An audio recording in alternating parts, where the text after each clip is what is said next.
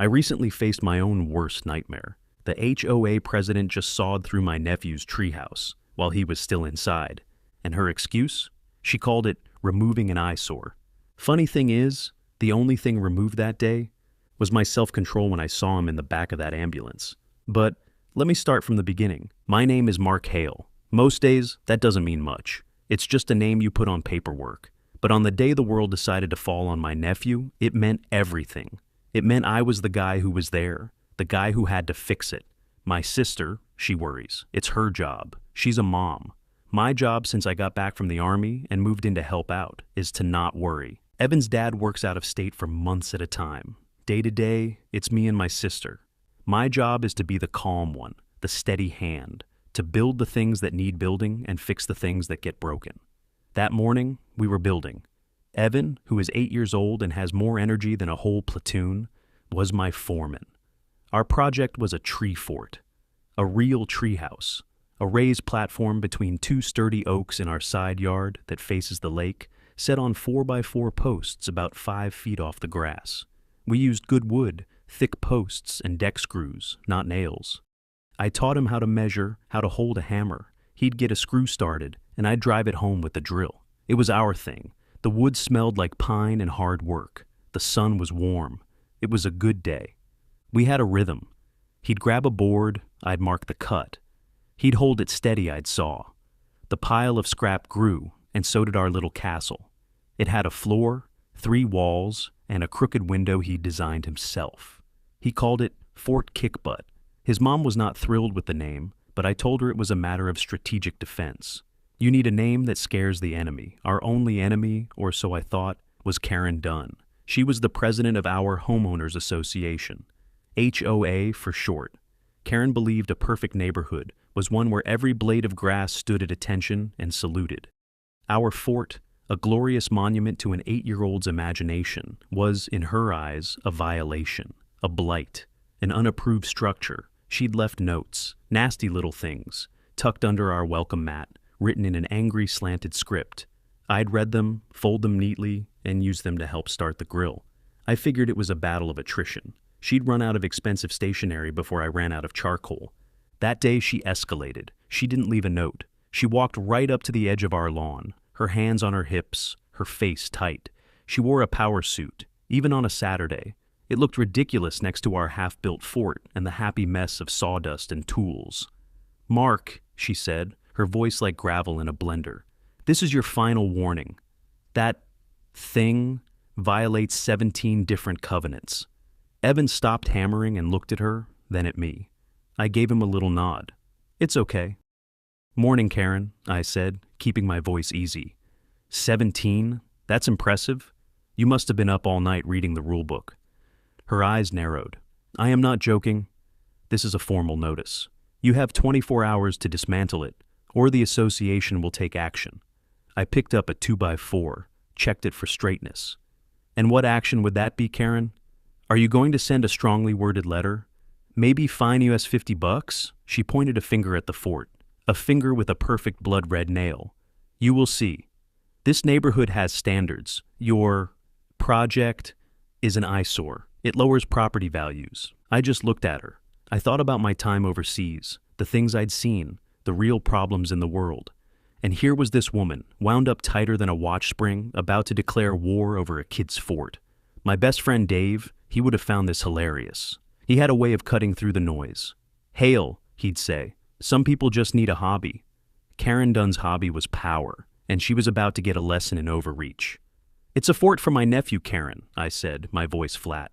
"It's not hurting anyone." "Leave it be." She gave a little huff, a sound of pure indignation, and spun on her heel. She marched back to her own perfect house, with its own perfect lawn and its complete lack of joy. Evan looked at me, his eyes wide. "Is she going to break our fort, Uncle Mark?" I put my hand on his shoulder. "No, buddy. She's just full of hot air. Now, let's get this roof on. A good fort needs a roof." We worked for another hour. We got the last wall up and were starting on the rafters. Evan was inside, pretending he was a king in his castle, making decrees about mandatory ice cream and no bedtime. I was on the outside, measuring a crossbeam. That's when I heard it. It started as a high-pitched whine, A power tool. I frowned, looking around. Then I saw her. Karen Dunn was back. She was standing right next to the fort, and she was holding a reciprocating saw. The blade was a blur of silver. It was already biting into one of the main support posts. My blood went cold. "Karen, stop!" I shouted, dropping my tape measure and running toward her. "Evan's inside! Stop!" She didn't even look at me. Her face was a mask of grim determination. She was focused on her work, on the destruction. The saw screamed. Then came a different sound, a sound I will never forget. The crack of splintering wood. A loud, sickening groan as the structure gave way. And then Evan's scream. It wasn't a play scream, it was real. It was terror. The fort, our beautiful half-built castle, twisted and collapsed on itself. It fell in a heap of lumber and shattered dreams. And my nephew was under it. For a split second, the world went silent. All I could see was the pile of wood, and Karen Dunn standing there, the saw still humming in her hand, a puff of sawdust settling around her like a foul mist. My training, my instincts, everything in me screamed to neutralize the threat. But my heart screamed louder. It screamed my nephew's name. I didn't go for her. I went for the wreckage. I threw boards aside, my hands raw, shouting for Evan. He was crying, a hurt, scared sound that tore right through me. I finally saw him, pinned under a heavy beam, his leg bent at an angle that was all wrong. His red shirt was torn and dusty. The next few minutes were a blur of controlled chaos. My first aid training kicked in. Check breathing, keep him still. Talk to him. "I'm here, buddy." "I've got you. We're going to get you out."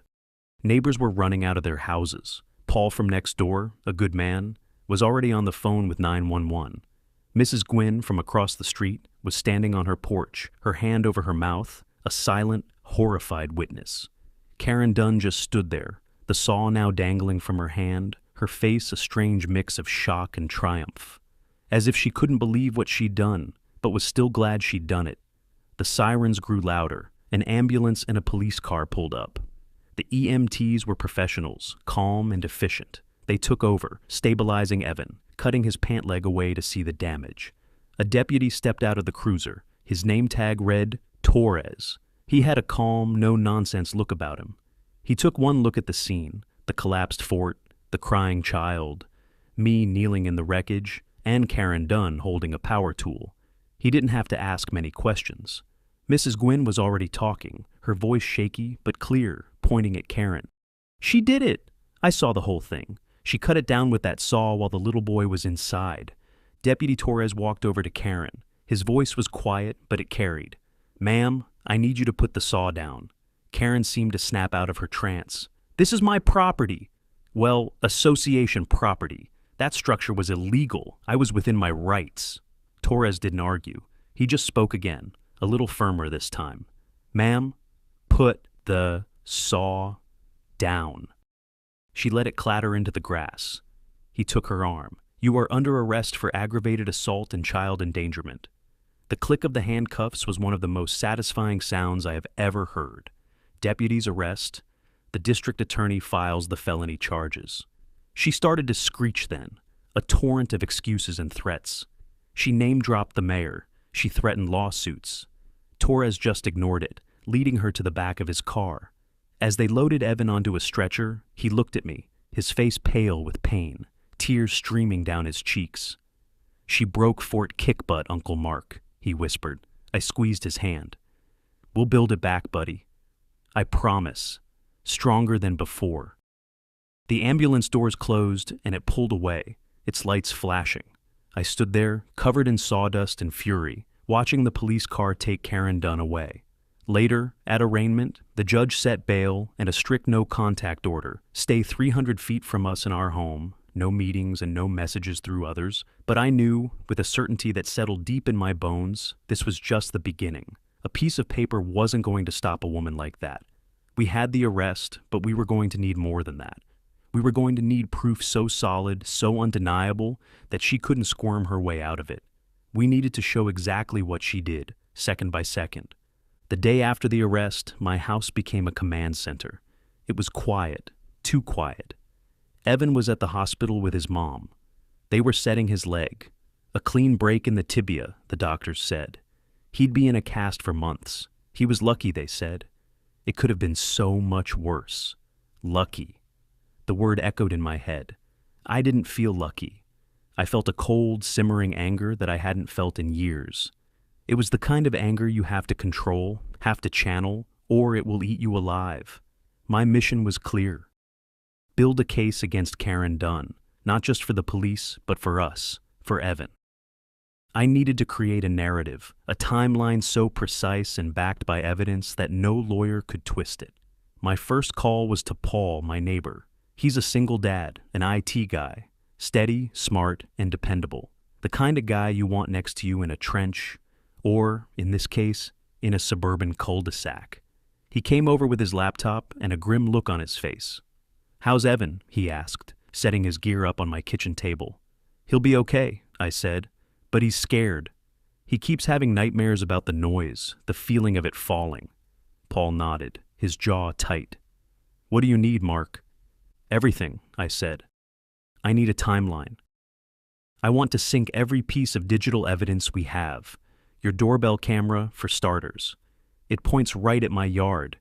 You also have the driveway camera aimed at the side yard by the oaks. That's the one that caught everything." Paul was already clicking away. "Already pulled it. The motion sensor triggered the moment Karen stepped onto your lawn. It recorded the whole thing." He turned the laptop toward me. There it was. A wide-angle, slightly distorted view of the side yard by the oaks. The colors were washed out, but the image was clear. We saw Karen march up to the fort. We saw her raise the saw. We could see me in the background, measuring a board. We saw Evan's little head pop up in the fort's window, just seconds before she started cutting. My stomach clenched. He was right there, visible. She had to have seen him. There was no way she didn't. We watched the whole horrible event unfold again, in silent, damning clarity. The cut. The collapse. My frantic dash into the frame. The video ended when the first responders arrived. "Okay," I said, my voice hoarse. "That's one angle. Now we need the other one." I had already filed a public records request for Deputy Torres's body cam footage. In our state, it's accessible, especially when you're a party to the incident. It took a few days of forms and follow-ups, but I got a secure link to the file. It was a large download. We threw both clips on the TV, doorbell left, body cam right. Paul synced them in under a minute.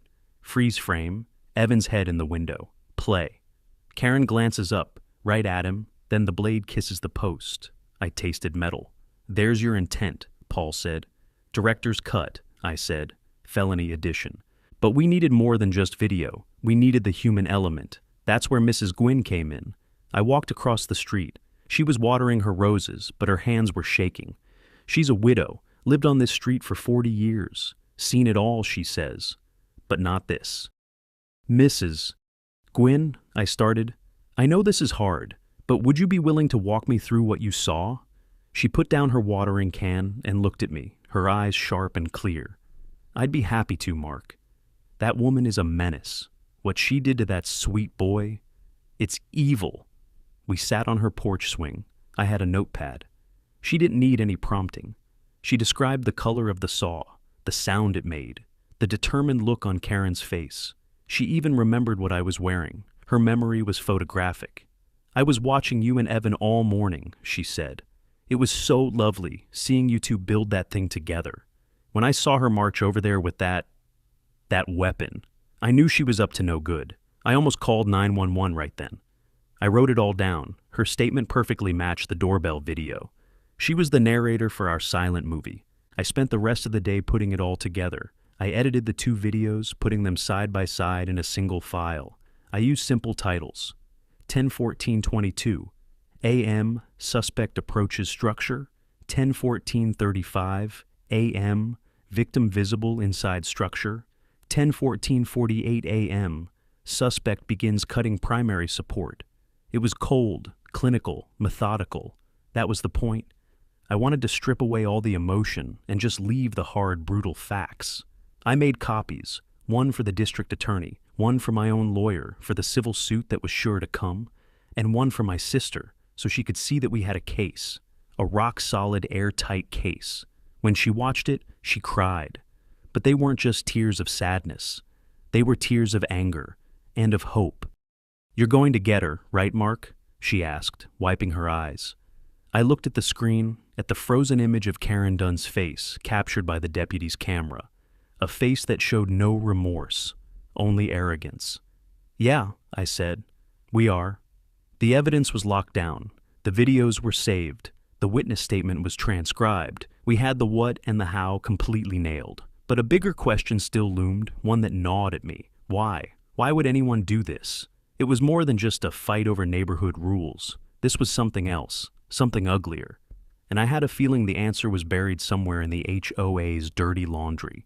The no-contact order was supposed to create a buffer, a zone of safety around my family. But a piece of paper is only as strong as the respect a person has for the law. Karen Dunn, it turned out, had none. She saw rules as things that applied to other people. The HOA called a special community meeting. The official reason was to discuss recent events and reaffirm community standards. The unofficial reason was damage control. The story had hit the local news. Our quiet little street was suddenly famous for all the wrong reasons. News vans were parked down the block. Reporters were knocking on doors. The HOA board was panicking. They booked the local elementary school gymnasium. I decided to go, not to speak, just to watch, to listen, to take the temperature of the neighborhood. Paul came with me. My sister stayed at the hospital with Evan. He was getting his bright red cast put on. He'd requested a superhero theme. I walked into that gym, and the air was thick with tension. It smelled like floor wax and anxiety. Half the neighborhood was there. People were clustered in small groups whispering. I saw the rest of the HOA board at a table up front. They all looked like they'd rather be anywhere else. The vice president, a quiet man named Arthur, was nervously shuffling papers. The meeting started. Arthur mumbled his way through a prepared statement about community and safety. It was corporate nonsense. Then he opened the floor to questions. It was a disaster. People were angry. They were shouting about property values, about safety, about the HOA's liability. Through it all, I just sat in the back, listening. And then the back doors of the gym burst open. In walked Karen Dunn. A collective gasp went through the crowd. She was supposed to be at home and barred from any event where I'd be. She was violating a court order, right there, in front of 100 witnesses. She looked terrible. Her hair was a mess. Her eyes were wild. She marched straight for the stage, snatched the microphone from a stunned Arthur, and turned to face the crowd. "You people have no idea," she shrieked, her voice echoing through the gym. "I am the victim here. I have dedicated years to this community, to maintaining our standards. And this is the thanks I get?" She was unraveling. Deputy Torres was there, assigned to keep the peace at the meeting. He started moving toward the stage, his hand on his radio, his face a mask of weary professionalism. He'd seen this show before. I stayed put. My training taught me to identify all threats in a room, and my eyes weren't just on Karen. They were on the man standing near the exit, a man I recognized from photos as her adult son, a hot-headed kid named Kyle with a reputation for trouble. He was watching his mother's meltdown, and his hands were clenched into fists. He looked like a powder keg waiting for a spark. Karen pointed a shaking finger out into the crowd, somewhere in my direction. "He is the problem. Him and his trashy little shack. He provoked me. He flaunted the rules." Torres was on the stage now, trying to talk to her. "Ma'am, you're in violation of a court order. You need to come with me." Now, but Karen wasn't listening to him. She was lost in her own storm of self-pity. And that's when her son, Kyle, made his move. He saw Torres putting a hand on his mother's arm, and he snapped. "Get your hands off my mom," he screamed. He reached into the waistband of his jeans, and he pulled out a gun. The world seemed to slow down. The murmur of the crowd died into a dead silence. All you could hear was the hum of the overhead lights. I saw the gun, a small, snub-nosed revolver. I saw the fear in the eyes of the people around me. I saw Torres immediately shift his stance, creating distance, his own hand now on his service weapon. My body tensed. I was calculating the distance between me and Kyle, the number of steps. the likely trajectory if he fired. But this wasn't my fight to lead. This was law enforcement's territory. 2 other deputies who had been by the main entrance were moving now, flanking, their movements fluid and practiced. They were a team. "Son, put the gun down," Torres said, his voice unbelievably calm. It was a command, not a request. He wasn't talking to Karen anymore. His entire focus was on the new, bigger threat.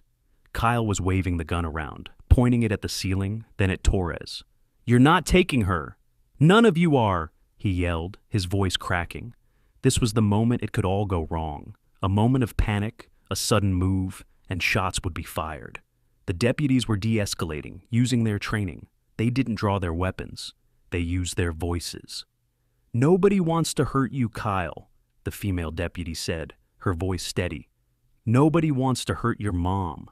Just put the gun on the floor. We can talk this through." It felt like an eternity.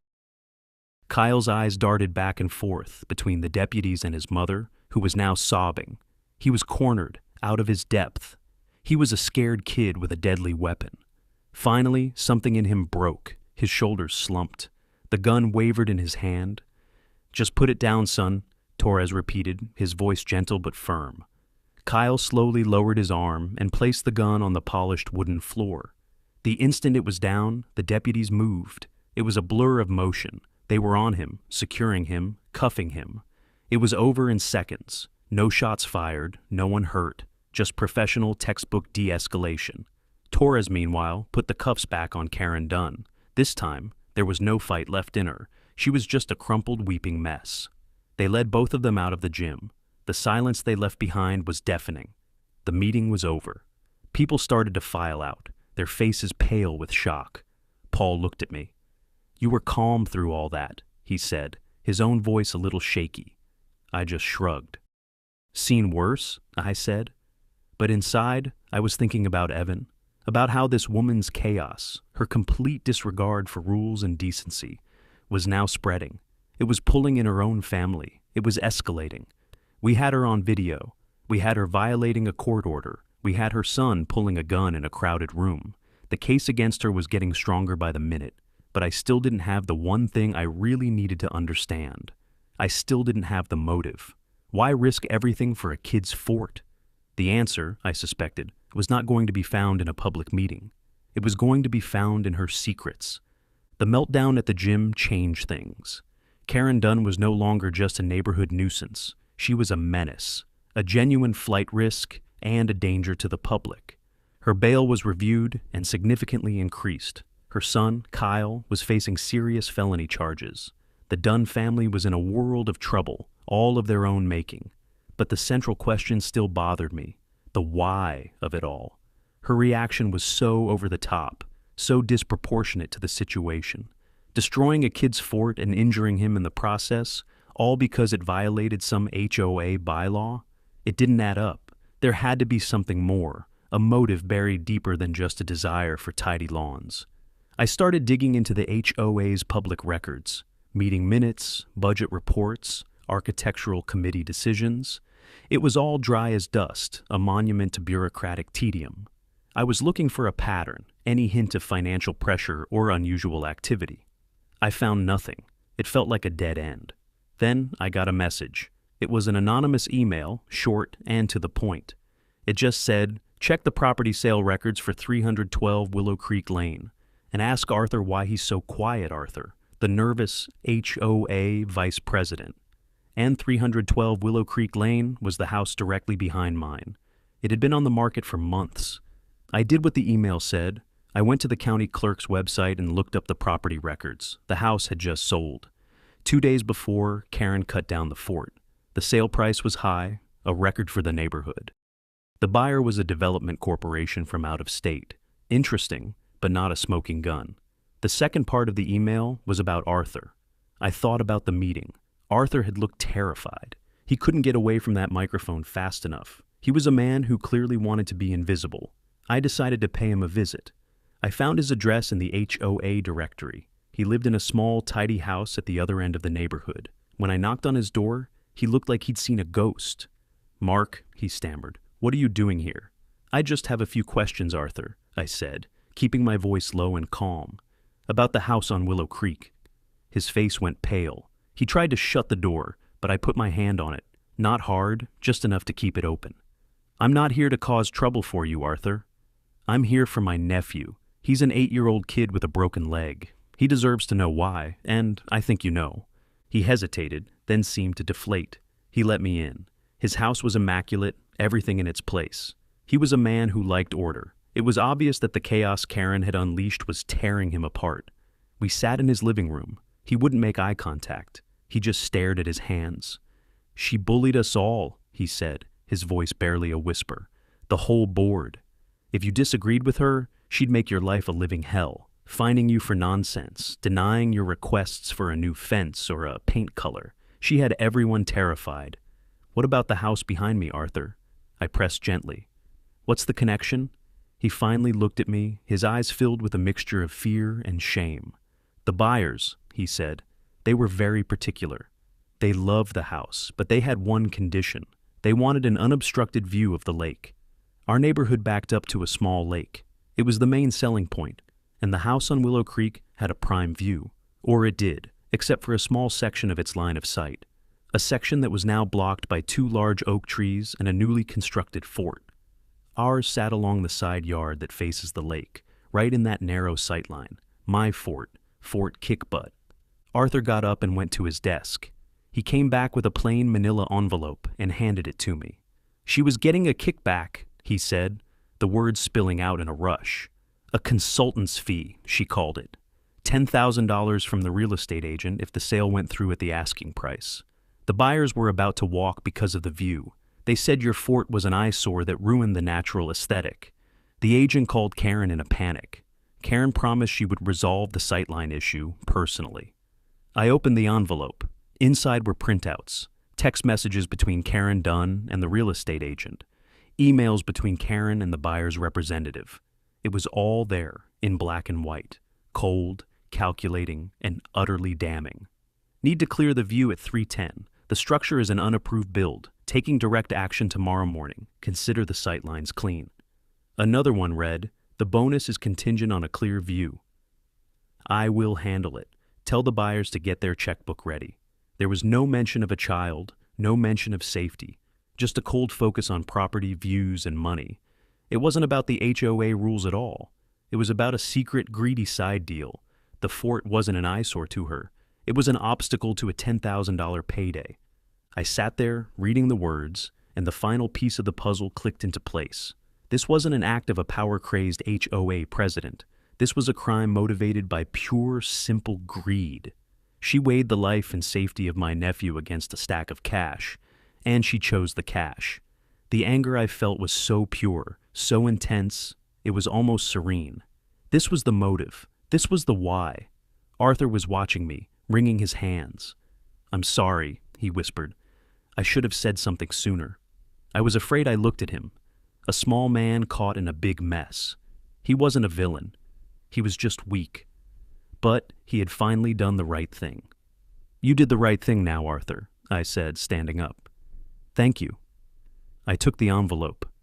This changed everything. This elevated the case from assault to something far more deliberate and sinister. I walked out of his house and into the afternoon sun, the evidence heavy in my hand. Karen Dunn hadn't just broken the rules. She had broken the law for profit, and now I had the proof. We weren't just going to get justice for Evan's broken leg. We were going to dismantle her entire corrupt world. With the leaked texts in hand, our case took on a whole new dimension. This wasn't just about a reckless act anymore. It was premeditated. It was about money. I handed everything over to the district attorney's office. The prosecutor assigned to the case, a sharp woman named Miss Davies, looked at the text messages and her eyes lit up with a kind of righteous fire. This, she said, tapping the printouts, is the ball game. The criminal charges were amended. Prosecutors filed felony assault charges. New, more serious charges related to committing a crime for financial gain were being considered. But the legal system, as I well know, moves at its own pace. In the meantime, there was the practical matter of the fort and Evan's medical bills. That's where insurance was supposed to come in. We filed a claim against Karen Dunn's homeowner's insurance policy. It's standard procedure. If your neighbor's tree falls on your house, their insurance pays. If your neighbor's negligence causes an injury on your property, their insurance is supposed to cover it. We figured it was a slam dunk. We had video evidence, a police report, and a mountain of medical bills. We sent it all in and waited. A few weeks later, a thick envelope arrived. It was from her insurance company. I opened it, expecting a settlement offer, or at least a request for more information. Instead, it was a denial of claim, a flat-out rejection. I read the letter, my brow furrowing. It was full of legal jargon, clauses, and subclauses. But the gist of it was simple, and it came down to 2 words: willful act. My sister was devastated. "What does that even mean?" she asked, looking at the pile of bills on her kitchen table. "How can they not pay? Their client almost killed my son." I sat her down and explained it in the simplest terms I could. "Think of it like this," I said. "Homeowner's insurance is for accidents. It's for the oops moments in life. A water pipe bursts. A tree gets struck by lightning and falls on your fence. A guest slips on a wet step you forgot to dry. Those are accidents. The insurance company pays because you didn't mean for it to happen." I picked up a pen from the table. "Now, let's say you get angry at your neighbor. So, you take a baseball bat, walk over to his house, and you smash his window on purpose. That's not an accident. You meant to do it. That's a willful act, an intentional act of destruction." Her eyes widened as she understood. "So they're saying because Karen meant to cut down the fort." "Exactly," I finished. "Because she intentionally took a saw to the structure, the insurance company is washing their hands of it. Their policy, like almost all policies, has an exclusion for intentional or criminal acts. They are essentially saying, we don't insure crime. They won't pay for the damage to the fort, and they won't pay for Evan's medical bills. They are leaving her to face the consequences all on her own." It was, in a strange way, a victory. It meant Karen Dunn had no corporate safety net. There was no big insurance company that was going to write a check and make this all go away. If we were going to get compensation for Evan, we would have to get it directly from her. It put immense pressure on our civil lawsuit. The criminal case would punish her, put her in jail, hopefully. But the civil case was what would pay for the surgeries, the physical therapy, the psychological counseling Evan now needed. It was what would hold her financially accountable for the hole she had blown in our lives. The insurance denial also had another effect. It made Karen more desperate. She had to hire her own lawyers for the civil case now, paying out of her own pocket. The financial walls were closing in on her. And desperate people do desperate things. We started hearing whispers around the neighborhood. Stories of Karen making angry phone calls, leaving rambling, threatening voicemails for people on the HOA board. Her world was collapsing, and she was lashing out at everyone she could blame. Paul kept his doorbell camera running 24/7. I made sure my sister and Evan were never home alone. We were on alert, waiting for her next irrational move. The legal battle was moving from a single front to 2. The DA was handling the criminal side. Our civil attorney was handling the financial side. My job was to stay vigilant, to protect my family, and to keep gathering information. The insurance letter was a key piece of that puzzle. It confirmed what we already knew in our hearts. This was no accident. This was a deliberate act of malice. And now, the perpetrator was financially cornered. A cornered animal is the most dangerous kind. I knew she wouldn't just sit there and accept her fate. She was going to strike again. We just had to be ready when she did. Karen Dunn's desperation became a palpable force in our lives. With her insurance company abandoning her and the criminal charges mounting, she was flailing. Her first mistake was the gym. Her next one was even more foolish, and it was aimed directly at the heart of our case, our star witness, Mrs. Gwynn. Mrs. Gwynn was the linchpin. She was the calm, credible, elderly woman who saw everything with her own 2 eyes. Her testimony, combined with the video, was devastating. Karen's lawyers knew it, and apparently so did Karen's family. The attempt at intimidation was clumsy, but no less terrifying for it. It didn't come from Karen directly. She was out on bail again, under even stricter conditions, but she was smart enough not to make the move herself. She sent her nephew. He was a younger version of her son, Kyle. Same angry eyes, same entitled swagger. We found out later he had a minor criminal record. He was the family goon. He chose his moment carefully. Mrs. Gwynn did her grocery shopping every Tuesday morning at the same local market. It was part of her routine. He must have followed her. He cornered her in the parking lot as she was loading her groceries into her car. Luckily, he wasn't the only one with a routine. Paul also did his shopping on Tuesday mornings. He was parked just 2 rows over, sitting in his car, finishing a phone call before he went inside. And Paul, being the methodical IT guy he is, had a dash cam. Not just a forward-facing one, but a dual camera system that also recorded the interior and a wide view out the side windows.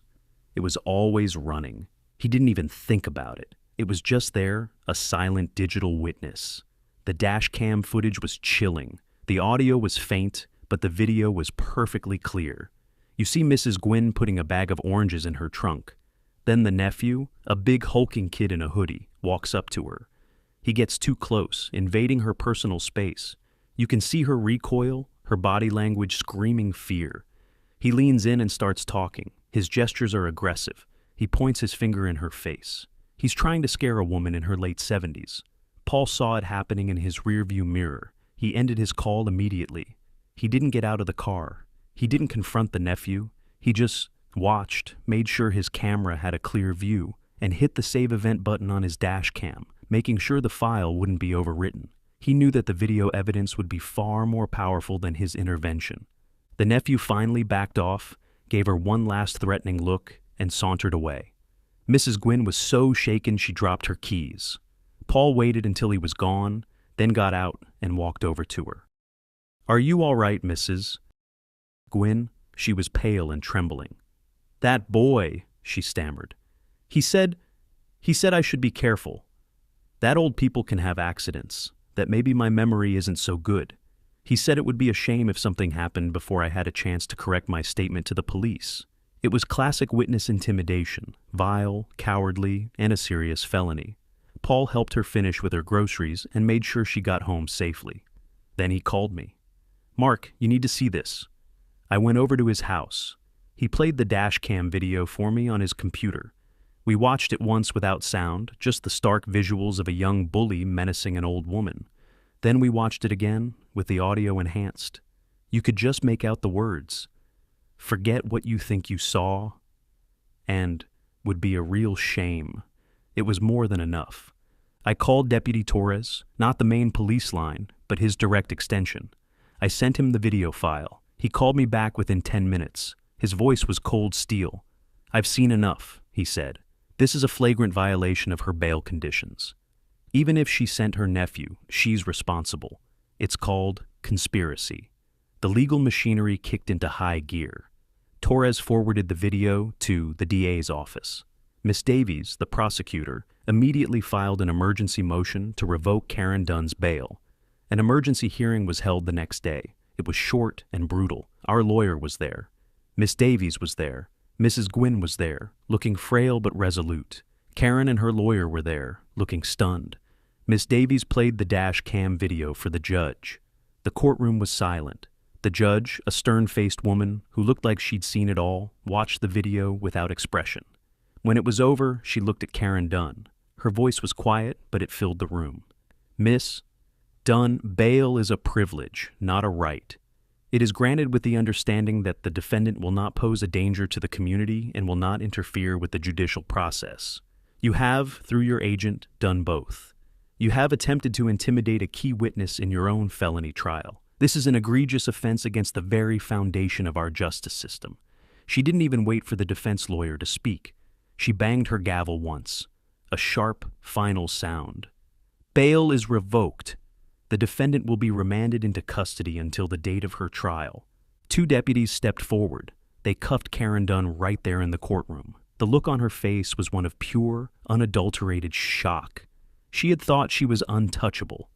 She had thought she could bend the world to her will. But the world, it turned out, had rules that even she couldn't break.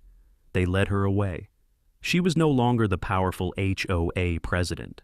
She was just another inmate in an orange jumpsuit. As we walked out of the courthouse, Mrs. Gwynn took my arm. Her hand was still a little shaky, but her voice was strong. "She picked the wrong old lady to mess with," she said, a little smile playing on her lips. I smiled back. "Yes, ma'am. She certainly did." The attempt to silence our witness had backfired spectacularly. It had not only failed, but but it had landed Karen Dunn in a jail cell where she would stay until she faced a jury. Her power was gone. Her freedom was gone. Next on the list was her title. With Karen in county, the board finally grew a spine. Arthur called a special meeting. Owners could observe if we kept quiet, so Paul and I hugged the back wall. "Quorum present," Arthur said, voice steady. "Motion to remove Karen Dunn for conduct harmful to the association." Second, the accountant read a memo. "Keep her in the carrier drops our coverage." That landed like a brick. "All in favor?" 3 ayes. Her last ally stared at his shoes, then switched sides. "Aye." Gavel, done. Audit approved. Fear left the room like smoke through a vent. The criminal trial was a matter for the state, a slow-moving train that would eventually arrive at its destination. Karen Dunn would face a jury for her crimes, and I had no doubt she would be found guilty. But for Evan, for my sister, the more immediate and personal battle was the civil trial. This was where we would hold Karen accountable for the real-world consequences of her actions. The medical bills, the trauma, the long road to recovery. This was about making us whole again. Our lawyer, a calm, methodical man named Ben Carter, had prepared our case meticulously. He explained that in a civil trial, the burden of proof is lower than in a criminal one. We didn't need to prove her guilt beyond a reasonable doubt. We just needed to show that a preponderance of the evidence pointed to her being responsible for Evan's injuries. Given our mountain of evidence, this was a bar we could easily clear. The trial took place in a small, modern courtroom. It felt less intimidating than the criminal court, but the stakes felt higher to me. Karen was there, brought in from the county jail, wearing a plain gray suit instead of an orange jumpsuit. She looked smaller, diminished, stripped of her power and authority. She sat beside her lawyer, avoiding eye contact with everyone. Our case was straightforward. Ben presented the facts clearly and logically. He started with the foundation, the HOA bylaws. He showed that while the HOA had rules about structures, it also had a clear process for violations. A written warning, a fine, and then, if necessary, legal action. There was nothing in the rules that gave the president the authority to personally take a saw to a resident's property. He was establishing that she hadn't just acted maliciously. She had acted far outside the scope of her own rules. Then he brought out the evidence. He played the doorbell camera video on a large screen for the jury to see. The courtroom was silent as we all watched the terrible event unfold again. You could see jurors flinch when the fort collapsed. He then played the audio from Deputy Torres's body cam, where Karen admitted to cutting it down, shouting her flimsy excuses. He presented Mrs. Gwynn's testimony. She was a perfect witness, calm and grandmotherly, her voice filled with quiet conviction as she described what she saw. He presented the text messages, proving her financial motive. He was building a wall of evidence, brick by brick, so high and so solid that the defense couldn't possibly climb over it. The most powerful moment of the trial, however, involved Evan. Ben and the child psychologist had decided it would be too traumatic for Evan to testify in person. The court agreed. Instead, we had recorded a deposition with him a few weeks earlier. It was done in a quiet room, with just Ben, the defense lawyer, and a court reporter present. Ben had been wonderful with him, asking simple, direct questions in a gentle voice. Now, that video was played for the jury. On the screen, Evan sat in a chair, his bright red cast propped up on a stool. He looked small and vulnerable, but his voice was clear. "Can you tell us your name?" Ben asked. "Evan," he said. "And how old are you, Evan?" "I'm 8. Ben asked him about the fort. Evan's face lit up. "Me and my Uncle Mark built it. It was Fort Kick Butt. It was the best fort ever." Then Ben's voice got softer. "Evan, can you tell us what happened to your fort?" Evan's smile faded. He looked down at his cast. "The shaky lady came," he said. It was what he called Karen now. "She had a loud buzzing thing. She cut the fort's leg. It got wobbly and it fell down on me." "Did it hurt?" Ben asked. Evan nodded, his eyes filling with tears. "Yeah, a lot." The video ended. There wasn't a dry eye on the jury. An 8-year-old boy, in his own simple, honest words, had just told them everything they needed to know. The defense lawyer's arguments were weak. He tried to claim Karen was under stress. He tried to argue that the fort was a safety hazard itself.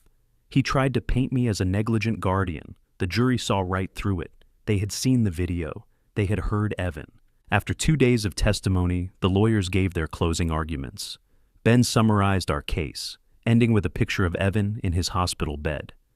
"This was not an accident," he said, his voice ringing with conviction. "This was a choice made by that woman for her own selfish reasons.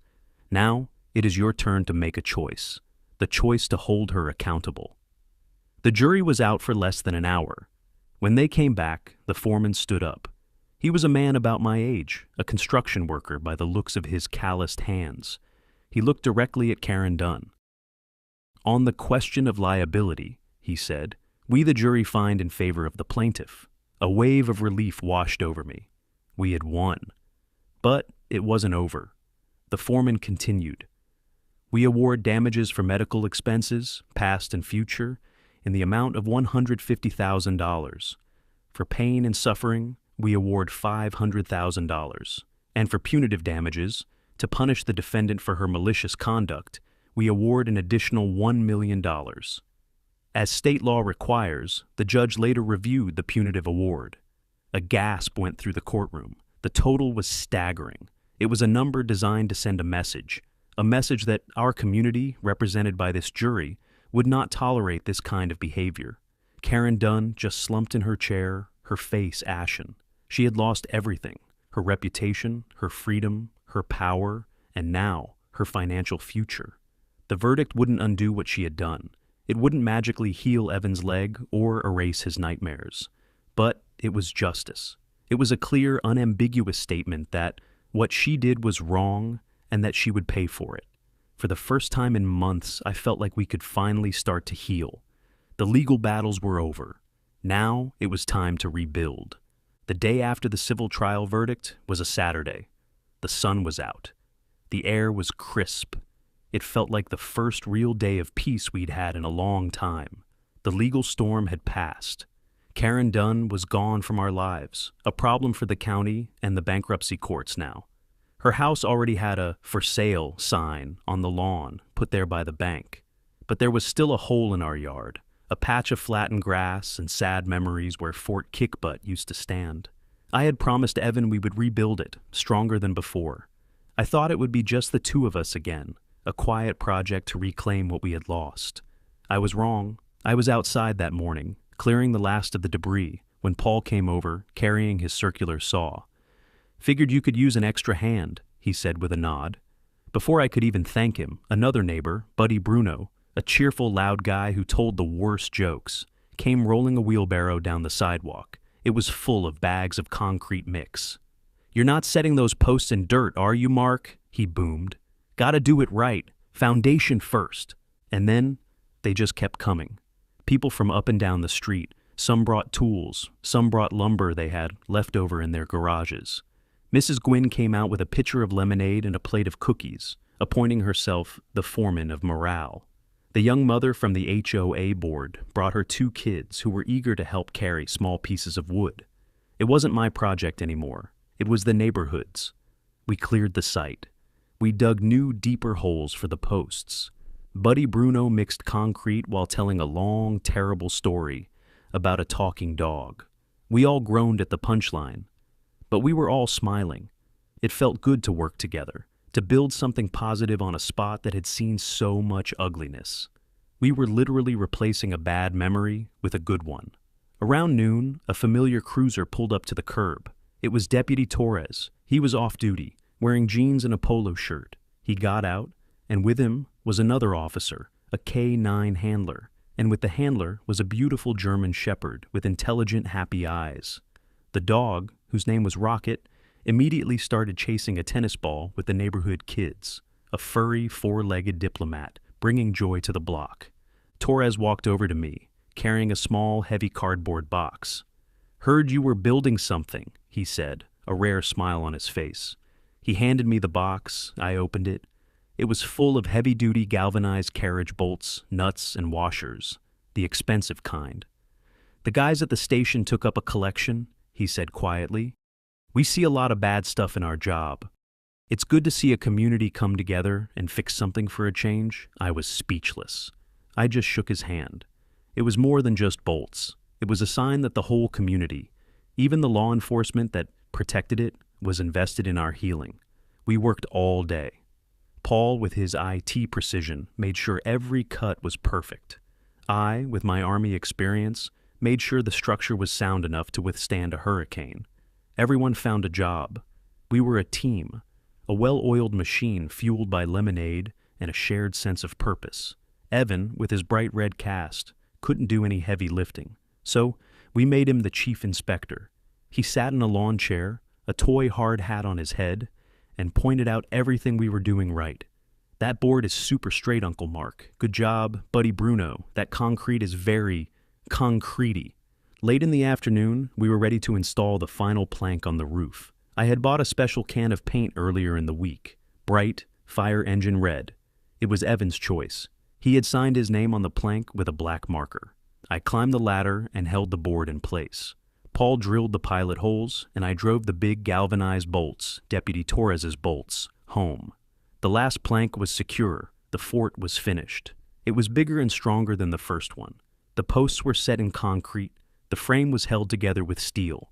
It had 2 windows instead of 1, and a small deck with a rope ladder. It was magnificent. Evan, using his good leg and his strong arms, scrambled up that ladder faster than I thought possible. He stood on the deck of his new castle, beaming. His smile was brighter than the sun.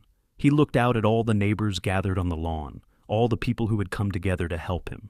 "Thank you," he yelled, his voice full of pure 8-year-old joy. Everyone cheered. It was more than just a fort. It was a monument to resilience, a testament to the fact that when one person tries to tear something down, a dozen good people will show up to build it back up, better than before. We had taken a place of trauma and transformed it into a place of triumph. The healing had begun. Months passed. The oaks went orange and gold, then bare, then white with snow. Our new treehouse wore a snow cap like a crown. Evan's cast came off. He worked hard in therapy, jaw set, eyes bright. Soon he was climbing again, the fall turning into a story he told his friends with a grin. The street found its rhythm. Arthur turned out to be a good HOA president. Fair, quiet, a little boring. That was perfect. Karen Dunn's house sold to a young family. Their kids and Evan raced bikes under the oaks. The lake view was still there, now framed by a sturdy, well-loved fort. The court pieces settled too. Faced with the videos, the texts, and the witness, Karen took a plea. She admitted to felony assault and went to prison. Kyle got probation for waving the gun at the meeting. The nephew took a misdemeanor for scaring Mrs. Gwynn. Not perfect justice, but real. And enough. Life turned normal again. School bells, homework, dinners that started on time. I fixed gutters, sharpened blades, and stayed the steady hand I promised to be. The cold anger that carried me cooled into something simple. We did our job. We protected our own. Spring came soft and green. One evening I stopped at the big hardware store off the highway. I needed wood screws for a bookshelf Evan wanted. The aisle was quiet, lights humming. When I looked up, she was there at the far end, Karen Dunn, holding a small can of paint thinner. I hadn't seen her since the trials. Later, I heard she'd been paroled for good behavior. She looked different. No power suit, just jeans, a jacket, gray at the temples, tired, not fierce, not big. We stared across the bins of nuts and bolts. 1,000 words could have started. None did. No speech, no anger. Just a nod from her. A nod from me. That was all. I turned back to the screws, found the right size, and walked to the register. I didn't look back. I didn't need to. The storm had passed. Justice isn't always a shout. Sometimes it's the quiet that stays. At home, Evan sat under the red plank and read a comic, legs swinging, scar fading to a pale line. Our neighbors talked about gardens and fishing, not court dates. The fort stood tight on its posts, carriage bolts bright in the sun. Gifts from a squad of cops who showed up on their day off because they cared. How far will a man go to defend his own? All the way you have to. You stand firm. You gather proof. You keep your people safe. And then you go home, sand the shelf edges smooth, and set out the screws. Because life goes on.